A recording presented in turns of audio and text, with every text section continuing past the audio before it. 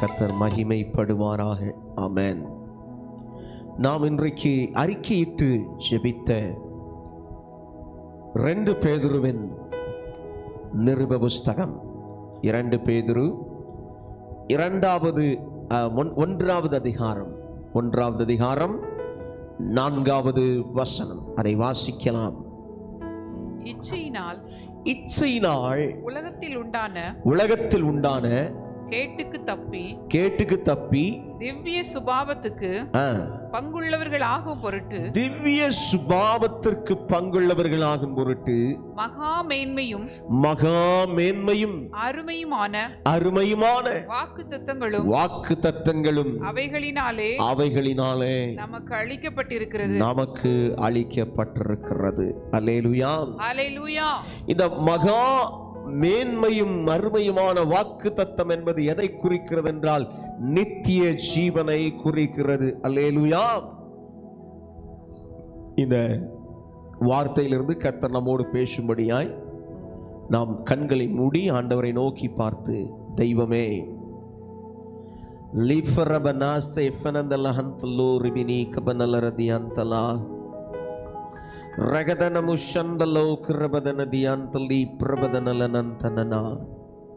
ஆண்டவரே, அடியனை மறைத்து நீர் வெளிப்படுவீராக. இயேசு கிறிஸ்துவின் உன்னத நாமத்தில்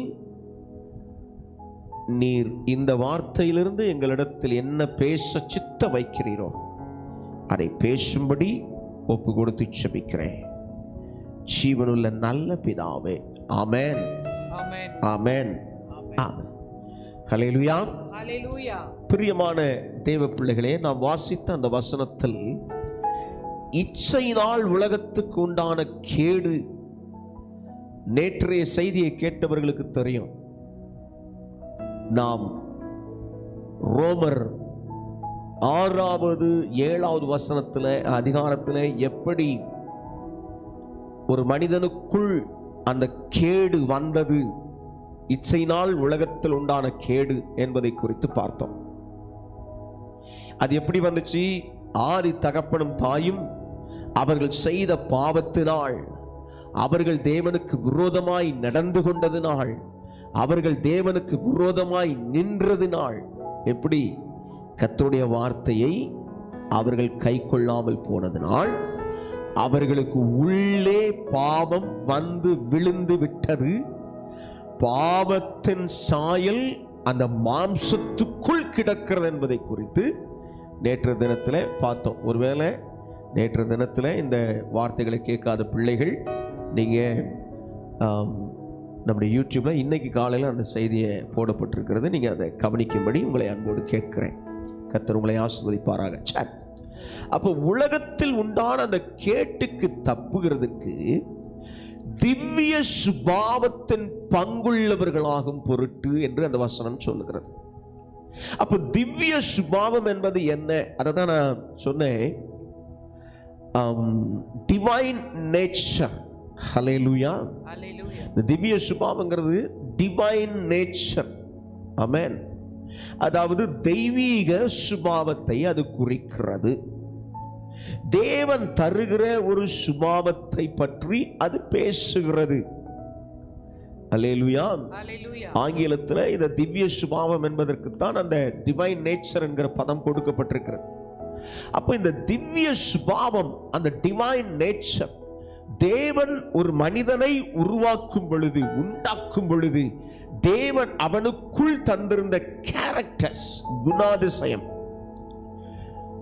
அந்த குணாதிசயத்தை அவன் தேவனுக்கு விரோதமாய் நடந்ததினால் இழந்து போனான் என்று பார்க்கிறோம். அல்லேலூயா. அப்படி தேவனுக்கு விரோதமாய் நடந்ததினால் அவன் இழந்து போன அந்த குணாதிசயம், அதை கர்த்தர் அவனுக்கு திரும்ப கொடுக்கும்படியாகத்தான் பரிசுத்த ஆவியானவரை அவனுக்கு தந்தருளினார். கர்த்தருக்கு மகிமை உண்டாகட்டும். நேற்று காண்பித்த அதே சில வசனங்களை நான் காண்பித்து மறுபடியும் ஆவியானவர் நம்மிடத்தில் இதில் என்ன சொல்ல விரும்புகிறார் என்கிற அடிப்படையில் நாம் கடந்து போகலாம். ரோமர் 8வது அதிகாரம் ரோமர் 8வது அதிகாரம் 5வது வசனம். அன்றியும் மாம்சத்தின்படி நடக்கிறவர்கள் மாம்சத்துக்குரியவைகளை சிந்திக்கிறார்கள்.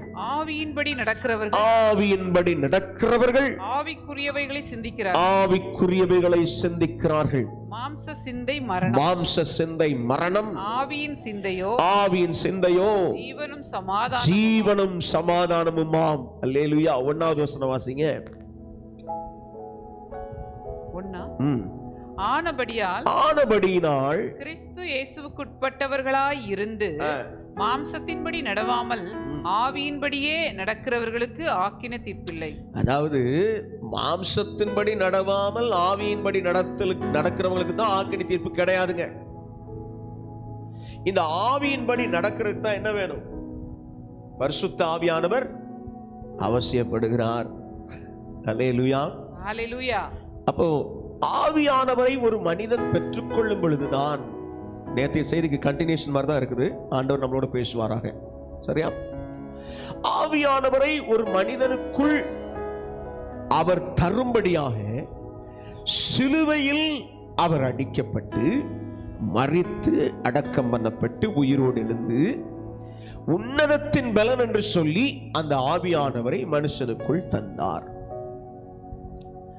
மனிதன் ஜீவ ஆத்மா ஆனான் என்று வசனம் சொல்லுகிறது.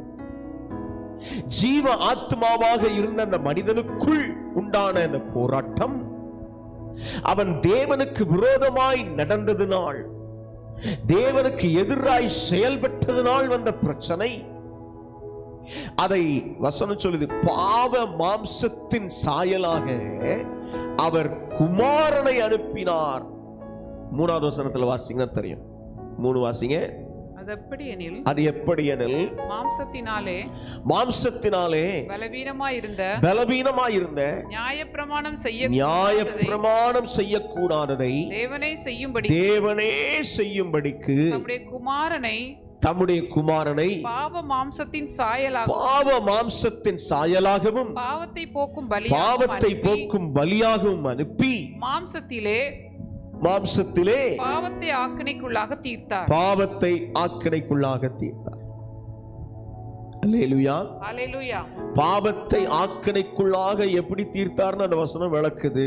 அல்லேலூயா, அல்லேலூயா. பாருங்க 9வது வசனம் வாசிங்க. தேவனுடைய ஆவி உங்களில் வாசமாயிருந்தால் நீங்கள் மாம்சத்துக்குட்பட்டவர்களாயிராமல் ஆவிக்குட்பட்டவர்களாய் இருப்பீர்கள். கிறிஸ்துவின் ஆவி இல்லாதவன் அவருடையவன் அல்ல. அல்லேலூயா, அல்லேலூயா. பாவ மாம்சத்தின் சாயலாக அவருடைய குமாரன் வந்து பாவத்தை ஆக்கினைக்குள்ளாக தீர்த்து விட்டதினால், இயேசு கிறிஸ்துவினால் கொடுக்கப்படுகிற பரிசுத்த ஆவியானவர் இந்த உலகத்தில் வந்தார். அந்த பரிசுத்த ஆவியானவர் எனக்குள் வாசம் பண்ணினாள். நீங்கள் மாம்சத்துக்குட்பட்டவர்களாயிராமல், நான் மாம்சத்துக்குட்பட்டவனாய் இராமல் ஆவிக்குட்பட்டவனாய் மாறுகிறேன். கிறிஸ்துவின் ஆவி இல்லாதவன் அவருடையவனாய் இருப்பதில்லை. அதைத்தான் அந்த வசனம் சொல்லுது. அல்லேலூயா, அல்லேலூயா. அப்ப பரிசுத்த ஆவியானவர் பெற்றுக்கொள்ளப்பட வேண்டிய நோக்கம் என்ன? The Holy Spirit who needs, யாருக்கெல்லாம் அது தேவை என்று பார்ப்பீர்களானால், இயேசுவை ஏற்றுக்கொண்ட அறிந்திருக்கிற ஒவ்வொருவருக்கும் பரிசுத்த ஆவியானவர் தேவை. அல்லேலூயா, அல்லேலூயா. கர்த்தருக்கு மகிமை உண்டாகட்டும். அப்ப அந்த ஆவியானவர் வந்தாதான் எனக்குள் அந்த திவ்ய சுபாவத்தினுடைய அந்த அந்த அந்த அது துளிர்விடுன்னு சொல்லுவாங்கல்ல, அது துளிர்விட்டு வளர ஆரம்பிக்கும், இல்லைன்னா வராது. ஹல்லேலூயா, ஹல்லேலூயா. அதனாலதான் இயேசு சொன்னார், ஒருவன் ஜலத்தினாலும் ஆவியினாலும் பிறவாவிட்டால், ஹல்லேலூயா, ஹல்லேலூயா, அவன் என்ன செய்ய முடியாது? தேவனுடைய ராஜ்யத்தை காண்பதில்லை. அப்ப ஜலத்தினாலும் ஆவியினாலும் பிறத்தலின் அனுபவம் ஒரு மனிதனுக்கு அவசியப்படுகிறது. அந்த ஆவியினால் பிறந்தவன் ஆவிக்குரியவனாய் மாறுகிறதற்கு அந்த ஆவியானவர் அவனுக்குள் இருக்கும் பொழுது அந்த செயல் அவனுக்குள் உண்டாகிறது. அதனாலதான் இன்னொரு வசனம் பாருங்க, ஆவியினாலே 13 தானே, ஆவியினாலே சரீரத்தின் செய்கைகளை அழித்தால் பிழைப்பீர்கள் என்று ரோமர் 8:13 வாசிக்கிறோம். அப்போ ஆவியினால் சரீரத்தின் செய்கைகளை அழிக்கிறதற்கு என்னுடைய செயல்பாடு என்ன? நான் உண்மையாகவே அதை தெரிந்து கொண்டு நடக்கிறேனா? உண்மையாகவே ஆவிக்குரியவனாய் மாறுகிறதற்கு உண்மையாகவே நான் என்னிடத்தில் இருக்கிற அந்த பங்களிப்பு என்ன, நான் செயல்படுகிற அந்த பங்களிப்பு என்ன என்பதை கவனிக்க வேண்டும். நான் செயல்படுகிற அந்த பங்களிப்பு என்ன என்பதை நான் கவனிக்க வேண்டும். அல்லேலூயா. ஆவியினால நான் நடத்தப்படுறதுக்கு நான் முதலில் ஆவியானவரை பெற வேண்டும். அல்லேலூயா. ஆவியானவரை பெற்றவர்கள் என்ன செய்யணும்? ஆவியானவரின் சத்தத்தை கேட்கணும். இப்போ ஏன் ஆவியானவர்? பழைய ஏற்பாட்டில் ஒரு மனிதனை அபிஷேகம் பண்ணி அந்த மனிதன் மூலமாய் கர்த்தர் பேசுகிறதை பார்க்கிறோம். ஒரு மனுஷனை அபிஷேகம் பண்ணி அவனை தீர்க்கதரிசியாக நிலைநிறுத்தி பேசுகிறார். ஆனால் புதிய ஏற்பாட்டில் வரும் பொழுது பரிசுத்த ஆவியானவரை பெற்றிருக்கிற ஒவ்வொரு மனிதனாலும் தீர்க்க தரிசனம் பேசக்கூடிய அந்த வரம் அவர்களுக்குள் உண்டாகிறது. பவுல் சொல்றார், மேலான வரங்களை நாடுங்கள், முக்கியமா தீர்க்க தரிசன வரத்தை நாடுங்கன்னு கேட்கிறார், சொல்றார். அல்லேலூயா. அப்ப பரிசுத்த ஆவியானவரால் ஒருவன் நிறைந்திருக்கும் பொழுது அவனால் தீர்க்க தரிசனம் பேச முடியும். அல்லேலூயா. பாருங்க, நான் வாசிக்கிற இந்த பகுதியில் 26வது வசனம் வாசிங்க. ஆவியானவருடைய செயல்கள் எப்படி இருக்கிறது என்பதை குறித்து அந்த வசனம் சொல்லுங்க. அந்தபடியே ஆவியானவரும் நமது பலவீனங்களில் நமக்கு உதவி செய்கிறார். நாம் ஏற்றபடி வேண்டிக் கொள்ள வேண்டியது என்னதென்று அறியாமல் இருக்கிறபடியால் ஆவியானவர் தாமே வாக்கு கடங்காத பெருமூச்சுகளோடு நமக்காக வேண்டுதல் செய்கிறார். ஹல்லேலூயா. ஹல்லேலூயா. ஆவியானவர் என்ன செய்றார்? எனக்கு எப்படி ஜெபிக்க வேண்டும் என்று தெரியாத போது நான் எப்படி ஜெபிக்க வேண்டும் என்பதை எனக்குள் இருந்து அவர் கிரியை செய்கிறார் என்று அந்த வசனம் சொல்லுகிறது. ஏன்? எனக்குள் மாற்றம், அந்த திவ்ய சுபாவம் உண்டாகிறதற்கு நான் செய்ய வேண்டிய ஒரு காரியம், பரிசுத்த ஆவியானவரை நான் பெற்றுக்கொள்ள வேண்டியது என்னுடைய கடமை. நான் அதை செய்யும் பொழுது, அவரை பெற்றுக்கொள்ளும் பொழுது அவர் என்ன செய்கிறார்? அவர் எனக்குள் இருந்து வாக்கு கடங்காத பெருமூச்சுகளோடு நமக்காக வேண்டுதல் செய்கிறார். ஹல்லேலூயா. ஹல்லேலூயா. ஆமென். 27 வாசிக்கும் பொழுது ஆவியானவர் தேவனுடைய சித்தத்தின்படியே பரிசுத்தவான்களுக்காக வேண்டுதல் செய்கிறபடியால் இருதயங்களை ஆராய்ந்து பார்க்கிறவர் ஆவியின் சிந்தை இன்னதென்று அறிவார். ஹல்லேலூயா. ஹல்லேலூயா. இப்ப நமக்குள்ள உண்மையிலேயே பொதுவா இந்த தாய் பிள்ளைய பார்க்கும்போது சொல்லுவா, அப்பாவுக்கு கூட அதெல்லாம் கண்டுபிடிக்கலாம் தெரியுமான்னு தெரியாது தகப்பனுக்கு. ஆனால் தாய்க்கு ஒரு விஷயம் தெரியும், இந்த பிள்ளை இந்த நேரத்தில் எதுக்கு அழுகுது, பசிக்கு அழுகுதா, இல்லை வயிற்றில் வேற எதுவும் பிரச்சனைக்காக அழுகுதா, உடம்புல ஏதோ உபாதைக்கு அழுகுதா அப்படிங்கிறத அவள் கண்டுபிடித்து விடுவாள். அது அப்படியே பழகி பழகி அந்த பிள்ளை என்ன கேட்குது, அந்த பிள்ளை என்ன பேச வருது. அப்பாக்கள் பார்த்தீங்கன்னா அந்த பிள்ளை ஒரு வார்த்தை பேசும்போதே ஸ்டாப் பண்ணிடுவாங்க. ஆனா அம்மாக்கள் பொறுமையா கேட்பாங்க, என்னதான் பேசுற பேசு. ஏன்? அந்த பிள்ளைகளை புரிந்து நடத்தக்கூடிய ஒரு நல்ல வழிகாட்டுதல் தாய்க்கு உண்டாயிருக்கும். அல்லேலூயா. ஹல்லேலூயா. இந்த தாய் அந்த குழந்தையை வளர்க்கிற விதத்தில் தகப்பனுக்கு ஏற்ற பிள்ளையாக மாற்றப்படும்.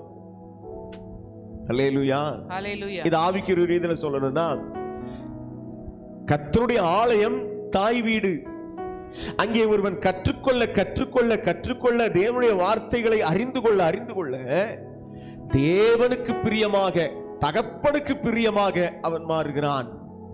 அல்லேலூயா, அல்லேலூயா. விளங்குதா? அப்ப தாயினுடைய வழிநடத்துதலும் தகப்பனின் வழிநடத்துதலும் ரெண்டும் கொஞ்சம் வித்தியாசப்படுகிறது. பட் ஸ்டில் கர்த்தர் இருவருக்குமான நடத்திப்புகளை கொடுக்கிறார். அல்லேலூயா. அப்ப என்னை திவ்ய சுபாவத்திற்கு பங்குள்ளவனா மாற்றுகிறதுக்கு என்னை ஆயத்தம் பண்ணுகிற ஆயத்த ஸ்தலம் அதுதான் சபை, தாய் வீடு.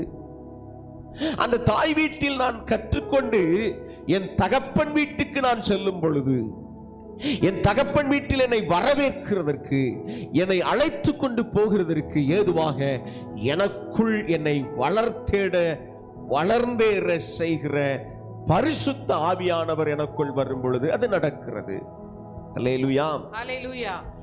சர்ச்சுக்கு வாரந்தோறும் அநேகர் வருகிறோம். ஆனால் வசனத்தின்படி வாழுகிறவர்கள் எத்தனை பேர்? பரிசுத்த ஆவியானவரால் நடத்தப்படுகிறவர்கள் எத்தனை பேர்? அந்த கணக்கு எடுத்தா லிஸ்ட் ரொம்ப குறைஞ்சிடும். ஒரு 1000 பேர் இருக்கிற சபைன்னு வச்சுக்கிறீங்களேன், அதுல ஒரு 50 பேர் தேர்னாலே பெருசுதான். சரியா? ஆண்டவர் சோதோம் கொமோராவை அழிக்க போகும்போது ஆபிரகாம் கேட்கிறார், ஒரு 50 பேர் இருந்தா என்ன செய்வீர்? அழிக்க மாட்டீர்களே. அப்படியே குறைச்சு 10 வரைக்கும் வந்துடுறார். கர்த்தருக்கு ஸ்தோத்திரம். ஆனா அது 10க்கும் கீழே இருந்துச்சு நிலவரம். கர்த்தருக்கு மகிமை உண்டாகட்டும். எனக்கு அன்பான தேவ பிள்ளைகளை, அதே மாதிரிதான் இன்னைக்கும் வசனம் சொல்லுது.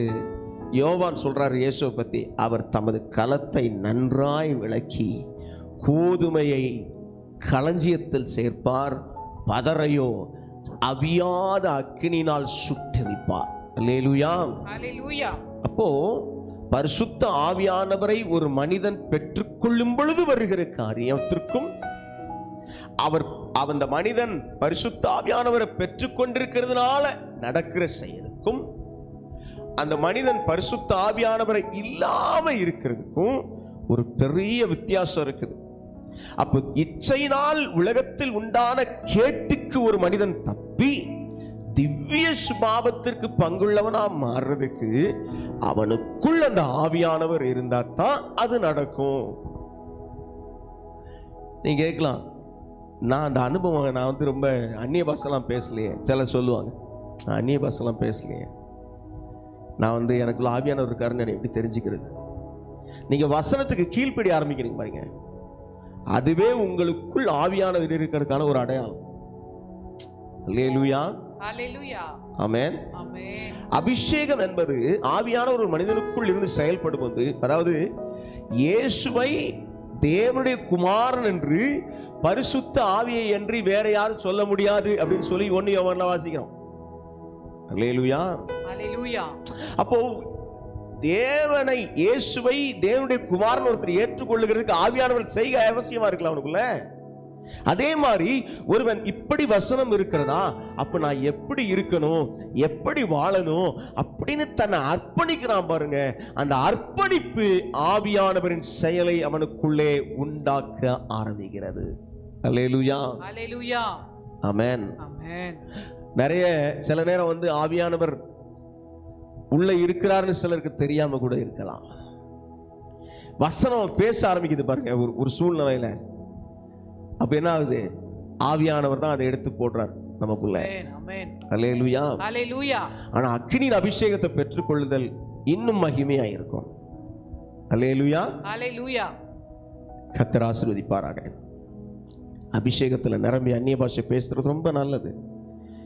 But obedience to the word of God, தேவனுடைய வார்த்தைக்கு நான் செவி கொடுத்தல் இருக்கிற பாருங்க, செவி கொடுக்கிற பாருங்க, அதை கர்த்தர் என்னிடத்தில் விரும்புகிறார்.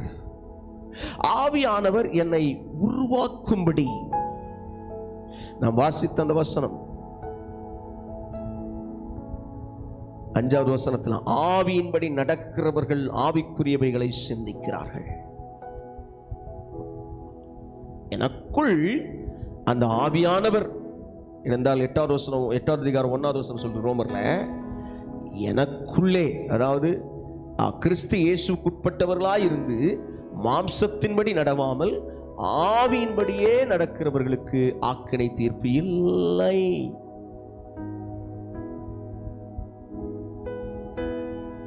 ஆவியின்படியே நடக்கிறவன், ஆவியின்படியே நடக்கிறது. நான் எப்படி நடக்கிறேன்?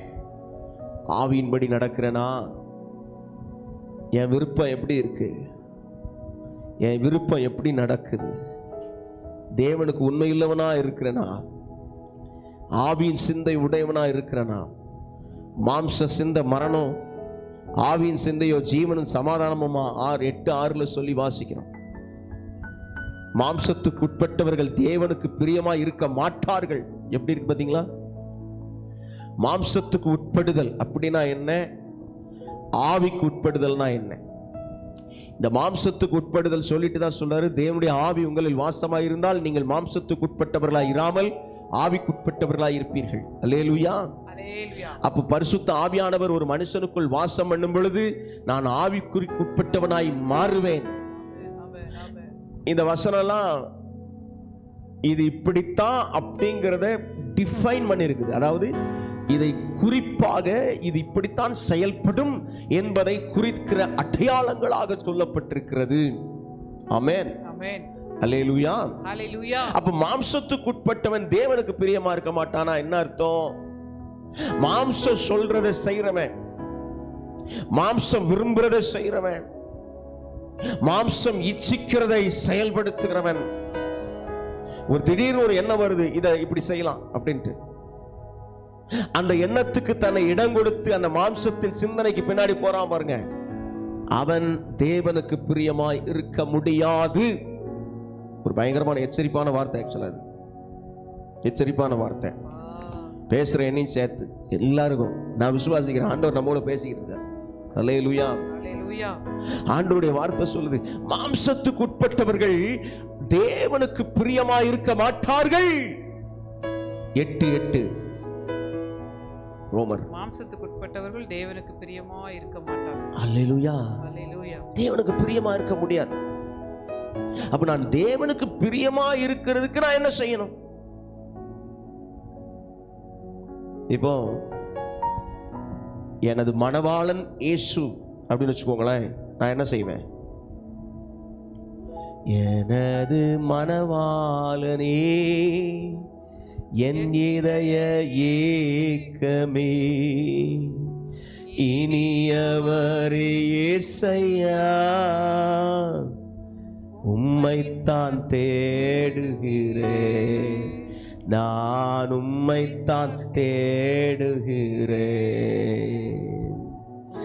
என் வாயின் சொற்கள் எல்லாம் ஏற்றனவாய் இருப்பதாக, என் வாயின் சொற்கள் எல்லாம் ஏற்றனவாய் இருப்பதாக, என் இதய எண்ணமெல்லாம், என் இதய எண்ணமெல்லாம் உகந்தனவாய் இருப்பதாக, உமக்கு உகந்தனவாய் இருப்பதாக. எனது மணவாளனே என் இதய ஏக்கமே இனியவரே இயேசையா உம்மைத்தான் தேடுகிறேன், நான் உம்மைத்தான் நேசிக்கிறேன். அல்லேலூயா. அல்லேலூயா. அவர் நம்முடைய மணவாளனுங்க, நம்முடைய மணவாளன். அதாவது மணவாளனுக்கு பிரியமானதை மணவாட்டி செய்வாள். மாம்சத்துக்குட்பட்டவனாயிருந்தா நான் தேவனுக்கு பிரியமா இருக்க மாட்டேன். மணவாளன் என் மேல் பிரியமாயிருக்கிறதற்கு நான் அவருக்கு விருப்பமானதை செய்யணும், அவர் விரும்புறதை செய்யணும். அவர் என்ன விரும்புறார் என்கிட்ட, அவர் என்ன விரும்புறார் என்கிட்ட? 9வது வசனம் சொல்லுது, தேவனுடைய ஆவி உங்களில் வாசமாயிருந்தால் நீங்கள் மாம்சத்துக்குட்பட்டவர்களாயிராமல் ஆவிக்குட்பட்டவர்களாயிருப்பீர்கள். கிறிஸ்துவின் ஆவி இல்லாதவன் அவருடையவன் அல்ல. ஆண்டவரே உம்முடைய ஆவியை எனக்கு நிறைவாய் தாரும். கேட்கலாமா? உம்முடைய ஆவியை எனக்கு நிறைவாய் தாரும். ஆண்டவரே எனக்குள்ளே அந்த ஆவியை நிறைவாய் தந்தருளும். எனக்குள் அந்த ஆவியை நிறைவாய் தந்தருளும். அப்பா அப்பா அந்த ஆவியை நிறைவாய் தந்தருளும். இப்ப என்ன நடக்கும்? அவருக்கு பிரியமானத பாருங்க, 11ஆம் வசனத்தில் சொல்லுது, அன்றியும் இயேசுவை மரித்தோரிலிருந்து எழுப்பினவருடைய ஆவி உங்களில் வாசமாயிருந்தால் கிறிஸ்துவை மரித்தோரிலிருந்து எழுப்பினவர் உங்களில் வாசமாயிருக்கிற தம்முடைய ஆவியினாலே சாவுக்கேதுவான உங்கள் சரீரங்களை உயிர்ப்பிப்பார். அல்லேலூயா. 11 ஆக்சுவலா 11வது வசனம். ஸ்தோத்திரம். கிறிஸ்துவை மரித்தோரிலிருந்து எழுப்பினவர் உங்களில் வாசமாயிருக்கிற தம்முடைய ஆவினாலே சாவுக்கேதுவான உங்கள் சரீரங்களையும் உயிர்ப்பிப்பார். ஆண்டவரே என்னை உயிர்ப்பியும். ஆண்டவரே என்னை உயிர்ப்பியும். ஆண்டவரே என்னை உயிர்ப்பியும். வாஞ்சையோடு வாஞ்சையோடு வாஞ்சையோடு நாம் அவர்கிட்ட கேட்போம். கேட்கும்போது அவர் நம்மளை உயிர்ப்பிப்பார். நமக்குள்ள ஒருவேளை ஒரு உயிர்ப்பித்தல் இல்லாமல் ஒருவித நெருக்கடியான சில சூழ்நிலைகளில் இருக்கிறீர்களோ, கர்த்தர் சொல்றாரு, நான் உங்களை உயிர்ப்பிக்க விரும்புகிறேன். நான் உங்களை உயிர்ப்பிக்க விரும்புகிறேன். நான் உங்களை உயிர்ப்பிக்க விரும்புகிறேன். இன்றைக்கு இப்பொழுது நான் உங்களை உயிர்ப்பிக்க விரும்புகிறேன். God wants to revive. உங்களுக்குள்ள ஒரு புதிய அக்கினியை, உங்களுக்குள்ள ஒரு புதிய எழுப்புதலை ஆண்டவர்கிட்ட கேளுங்க. ஆண்டவரே, I need your fire. உங்களுடைய அக்கினி எனக்குள்ள வேணும் ஆண்டவரே.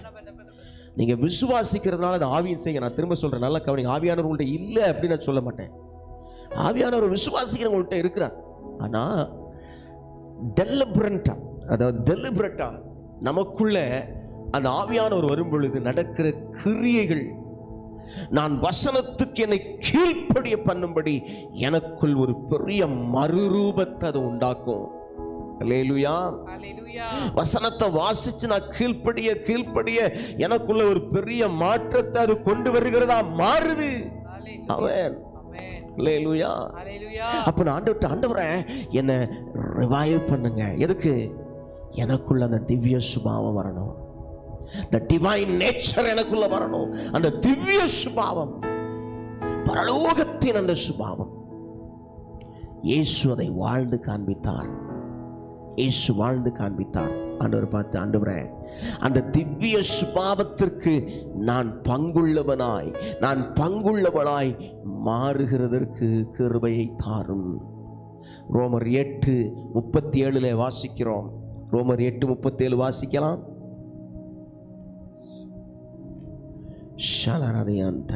இவை எல்லாவற்றிலேயும் நாம் நம்மில் அன்பு கூறுகிறவராலே முற்றும் ஜெயம் கொள்ளுகிறவர்களாய் இருக்கிறோமே. ஹல்லேலூயா. ஹல்லேலூயா. நாம் தோல்வி அடைய மாட்டோங்கிறது அந்த வசனம் சொல்லுதுங்க. ஹல்லேலூயா. இப்போ பரிசுத்த ஆவியானவருடைய செயலுக்கு ஒரு மனிதன் இடம் கொடுக்கும் பொழுது, இணங்கும் பொழுது, இந்த வார்த்தை இப்படி சொல்லுகிறதே, நான் இப்படித்தானே வாழ வேண்டும் என்று சொல்லி அந்த ஆவியானவர் நடத்துகிறபடி எல்லாம் ஒருவன் போக ஆரம்பிக்கும் பொழுது, எல்லாவற்றிலையும் நாம் நம்மில் அன்பு கூறுகிறவர்களாலே முற்றும் ஜெயம் கொள்ளுகிறவர்களாக இருக்கிறோம். முற்றிலும் ஒரு ஜெயம், முற்றிலும் ஒரு விடுதலை, முற்றிலும் ஒரு மாற்றம் கர்த்தரே கொடுப்பார். கர்த்தரே கொடுப்பார். கர்த்தரே கொடுப்பார். அவரை பார்த்து, அப்பா அப்பா, நீங்க சொன்ன அந்த வசனத்தின்படி எனக்குள்ள அந்த திவ்ய சுபாவம் உண்டாகிறதுக்கு, அந்த திவ்ய சுபாவம் கர்த்தருடைய ஆவியானவரால் ஒரு மனிதனுக்குள் பெருகுகிறது.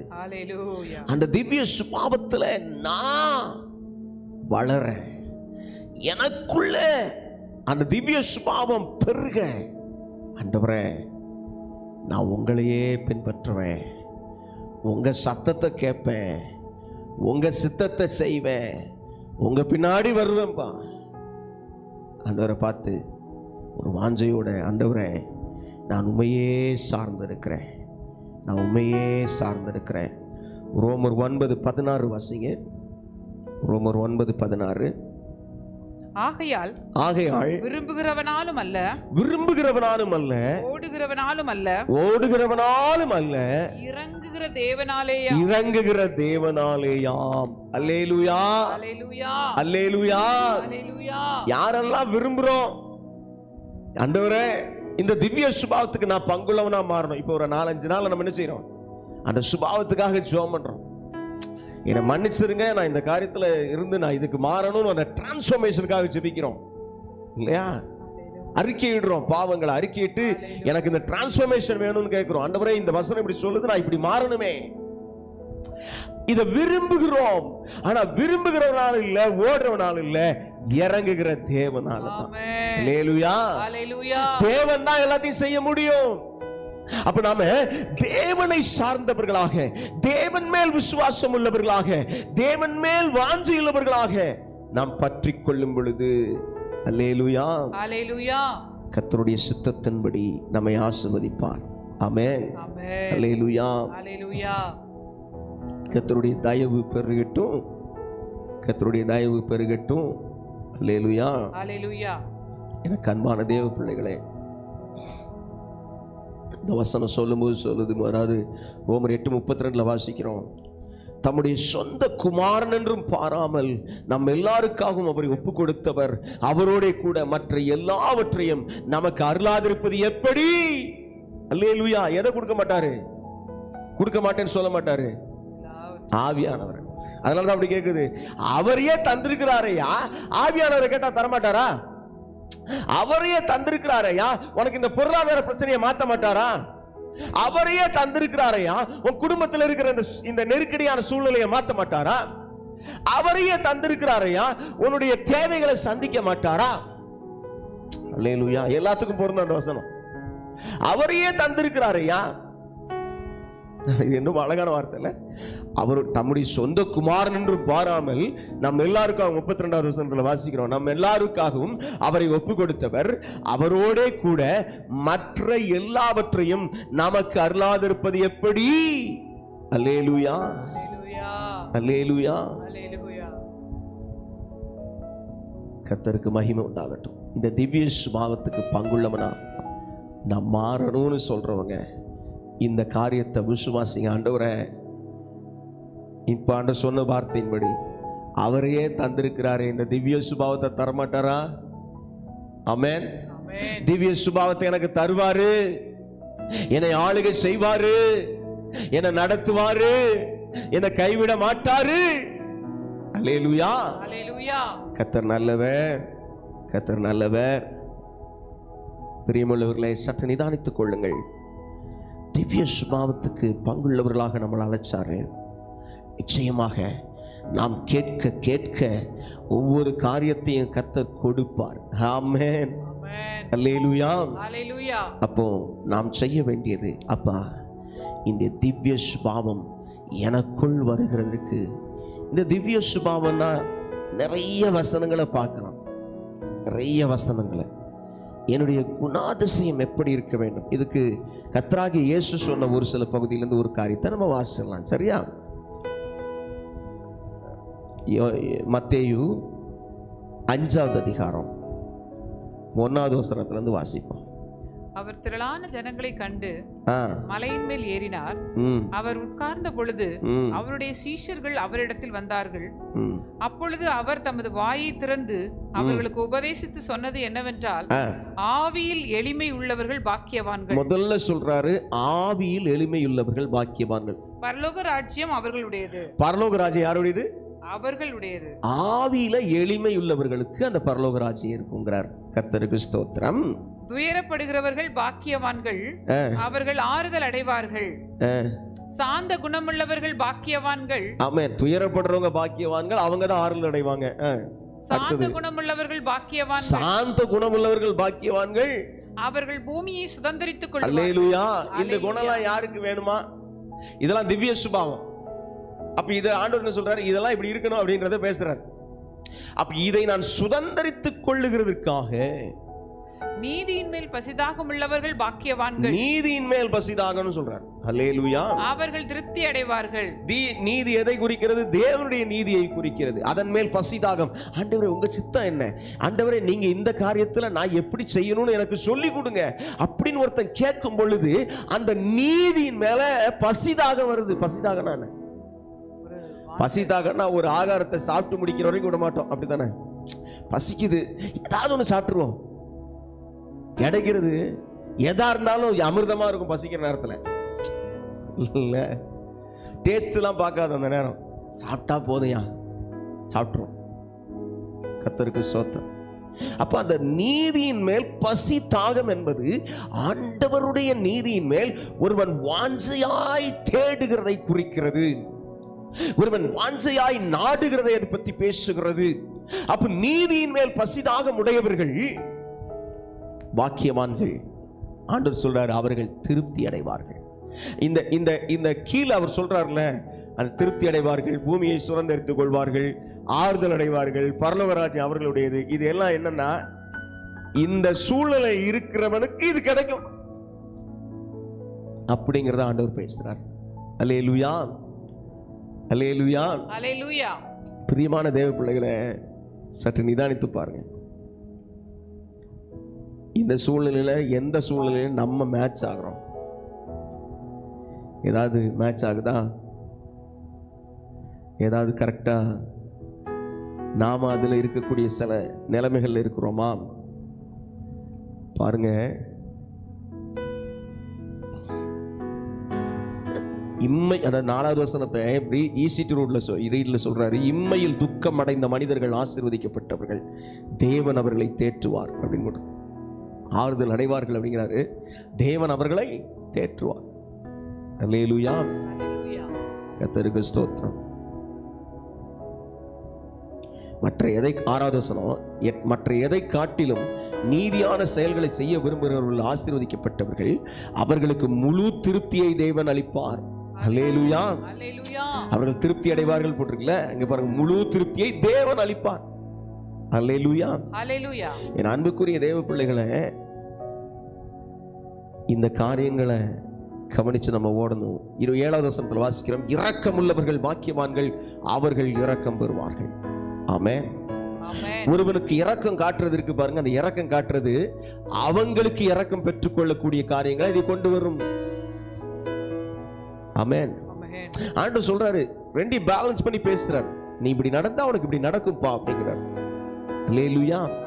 அப்ப இந்த சுபாவம், ஆண்டவரே நான் இரக்க சுபாவம் உடையவனா இருக்கணும் அப்படின்னு ஒருத்தர் கேட்கிறதுக்கு, ஒருத்தர் கேட்கும் பொழுது அதை கர்த்தர் கொடுக்கிறவராக இருக்கிறார். ஆமென். அல்லேலூயா, அல்லேலூயா. அதை கேட்டு அதிலே செயல்பட விரும்புகிறவனுக்கு, அதை செயல்படுத்திக் கொள்ள விரும்புகிறவனுக்கு தேவன் கிருபையுள்ளவராக இருக்கிறார். அல்லேலூயா. இந்த மாதிரி நீங்க இதுல லைனா 7வது அதிகாரம் வரைக்கும் வாசிங்கன்னா திவ்ய சுபாவத்துக்குரிய காரியங்களை கர்த்தர் பேசுறார். அதுல ஒரு முக்கியமான விஷயம், எதிரா பேசுறவங்களை சிநேகிங்கிறார். அது யாருமே சொல்லாதது இல்ல. ஆண்டவர் சொல்றாரு பாருங்க, 5வது அதிகாரத்துல 43வது வசனத்தை வாசிங்க.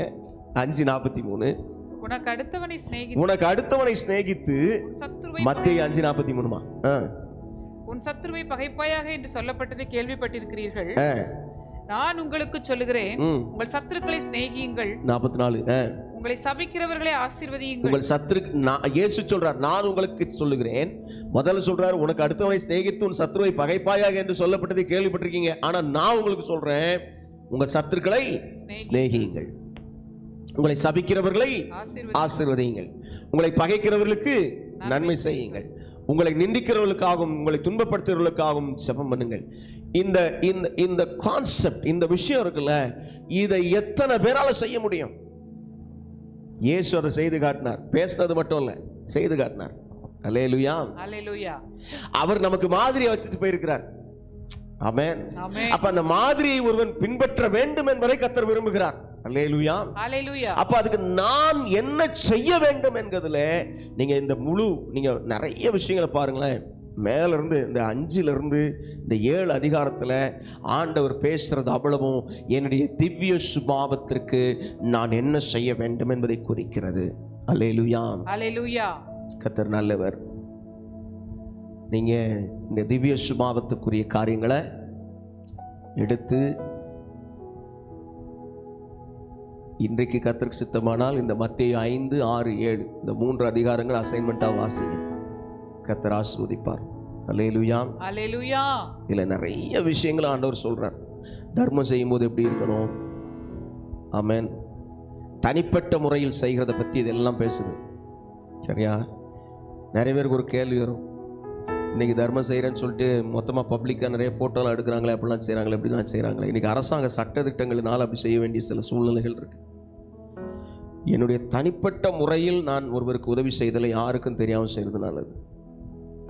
பொது காரியமாக வரும் பொழுது அது பப்ளிக்காக எல்லாருக்கும் சொல்லப்பட வேண்டியது. அதனால் என்ன செய்ய வேண்டும், அந்த விஷயத்தை பொதுவாக என்ன செய்ய வேண்டியிருக்கு, ஒரு ஃபோட்டோவோ எடுத்து அல்லது ஒருத்தருக்கு தெரியப்படுத்தவோ மற்ற காரியங்களுக்காக அதை என்ன செய்ய வேண்டியிருக்கு, எடுக்க வேண்டியிருக்கு. கர்த்தருக்கு ஸ்தோத்திரம். கர்த்தர் ஆசீர்வதிப்பாரா. ரைட். அப்போ மனுஷருடைய தப்பிதங்களை அவருக்கு மன்னியாதிருந்தால் உங்கள் பிதா உங்கள் தப்பிதங்களை மன்னியாதிருப்பார். மத்தேயு 6, 14, 15 வாசிக்கும் பொழுது மனுஷருடைய தப்பிதங்களை நீங்கள் அவர்களுக்கு மன்னித்தால் உங்கள் பரமபிதாவும் உங்களுக்கும் மன்னிப்பார். உங்கள் பரமபிதா உங்களுக்கும் மன்னிப்பார். அல்லேலூயா. 14 மன்னிப்பார், மன்னிக்கலனா மன்னியாதிருப்பார்னு சொல்றார். கர்த்தருக்கு மகிமை உண்டாகட்டும். நம்ம கடந்த நாட்கள் அந்த காரியங்களை குறித்து பார்த்தோம். மனப்பூர்வமாய் மன்னியுங்கள் என்று பார்த்தோம் முதல் நாள் செய்தியில். எனக்கு அன்பான தேவ பிள்ளையே, இந்த சுபாவங்கள், இந்த திவ்ய சுபாவம், ஆண்டவரே எனக்கு இந்த சுபாவம் வேணும்ப்பா, எனக்கு இந்த திவ்ய சுபாவம் வேணும். அப்படியே நாம் கண்களை மூடி கேட்கலாமா? ஆண்டவரே இந்த திவ்ய சுபாவம் எனக்கு வேணும். நாம் இன்னைக்கு பார்த்த ரோமர்ல 8வது அதிகாரத்தில் ஆவியானவரால் ஒருவன் நடத்தப்படும் பொழுது நடக்கிற காரியங்களை குறித்து சொன்னேன். 2 பேதுரு 1வது அதிகாரம் 4வது வசனத்தில் இச்சையினால் உலகத்தில் உண்டான சுபாவத்திற்கு, இச்சையினால் உலகத்துக்கு உண்டான கேட்டுக்கு தப்பி திவ்ய சுபாவத்திற்கு பங்குள்ளவர்களாக முடியும். ஆமென். ஆண்டவரே நான் அந்த திவ்ய சுபாவத்தில் நடக்கிறதுக்கு தான் இந்த மத்தேயு பகுதியிலையும் இருக்கிற காரியத்தை உங்களுக்கு காட்டினேன். பிரியமுள்ள பிள்ளைகளை சற்று நிதானித்துக் கொள்ளுங்க. ஆண்டவர்கிட்ட, அப்பா நான் அந்த திவ்ய சுபாவத்துக்கு பங்குள்ளவளா மாற விரும்புகிறேன், என்னை ஒப்பு கொடுக்கிறேன்னு சொல்றவங்க வேதம் விரும்புகிற அந்த திவ்ய சுபாவத்துக்கு, மற்றவங்க பற்றிலாம் கவலைப்படாமல், மற்றவங்க பேசுகிறத குறித்து, மற்றவங்க செயல்படுறத குறித்து, மற்றவங்க எதிர்த்து நிற்கிறத பற்றிலாம் கவலைப்படாமல் நான் கர்த்தருக்காக செயல்பட விரும்புகிறேன். கர்த்தருக்காக அவருடைய வார்த்தையின்படி நான் திவ்ய சுபாவத்திற்கு பங்குள்ளவளாய் மாற விரும்புகிறேன். ஆண்டவர்கிட்ட சொல்லுங்க. ஆண்டவர் நிச்சயமாக சூழ்நிலைகளை மாற்றி கிருபையை கொடுப்பார், விடுதலையை கொடுப்பார், மாற்றத்தை கொடுப்பார். அவரை பார்த்து கேட்கலாம், என் தெய்வம் என்னை ஆளுகை செய்கிறவர், என் தெய்வம் என்னை விடுதலையாக்க நீர் வல்லவர். ஆண்டவரே அந்த திவ்ய சுபாவத்தில் நான் பங்குள்ளவனாய் மாறுகிறதற்கு என்னை முழுமையுமாய் அர்ப்பணிக்கிறேன். கர்த்தராகிய தெய்வம் என்னிடத்தில் பேசினார்னு சொல்வீங்கன்னா உங்க வலது கையை பரலோகத்துக்கு நிறைய சொல்லுங்க, எஸ் நான் இந்த திவ்ய சுபாவத்துக்கு பங்களிக்க விரும்புகிறேன், அந்த திவ்ய சுபாவத்தில் நான் பங்கெடுக்க விரும்புகிறேன். என் தெய்வம் சொல்ற அந்த திவ்ய சுபாவம், என் தெய்வம் எனக்காய் காட்டி இருக்கிற அந்த தெய்வீக சுபாவம் எனக்குள்ளது உண்டாகட்டும், எனக்குள்ளது பெருகட்டும். கேளுங்க ஆண்டவர்ட்ட, எஸ் லார்ட், எஸ் லார்ட், எனக்குள்ள அந்த தெய்வீக சுபாவம் உண்டாகட்டும் ஐயா. அந்த தெய்வீக சுபாவம், அந்த திவ்ய சுபாவம், ஆண்டவரே எனக்குள்ள அந்த சுபாவத்தை தாரும், கிருபையை தாரும், பலனை தாரும், விடுதலையை தாரும். என்னை ஒப்பு கொடுக்கிறேன், என்னை நோக்கி பார்த்து எனக்கு கிருபையை தாரும். ஆண்டவர் இந்த நேரத்தில் தங்கள் கைகளை உயர்த்தி தங்களை அர்ப்பணித்திருக்கிற பிள்ளைகளை கர்த்தர் தொடும், ஆசீர்வதியும், பலப்படுத்தும். இயேசு கிறிஸ்துவின் உன்னத நாமத்தில் கிருபையும் பலனும் பாதுகாப்பும் அரவணைப்பும் ஒவ்வொருத்தர் மேலே இருக்கட்டும்னு சொல்லி, ஆண்டவர் என்கிட்ட பேசுகிற அந்த காரியத்தை நான் பரிபூர்ணமாக பற்றி கொள்ள விரும்புகிறேன்னு சொல்கிறவங்க உங்க முழு இருதயத்தோட ஆண்டுட்டு சொல்லுங்க. கர்த்தர் அதை பார்த்துக்குவார். கர்த்தர் பார்த்துக்குவார். ஆண்டவரே கிருபை கொடுங்க, இரக்கம் செய்யுங்க. இயேசு கிறிஸ்துவின் நாமத்தில் ஒப்பு கொடுத்து ஜெபிக்கிறோம் ஜீவனுள்ள நல்ல பிதாவே. ஆமென், ஆமென்.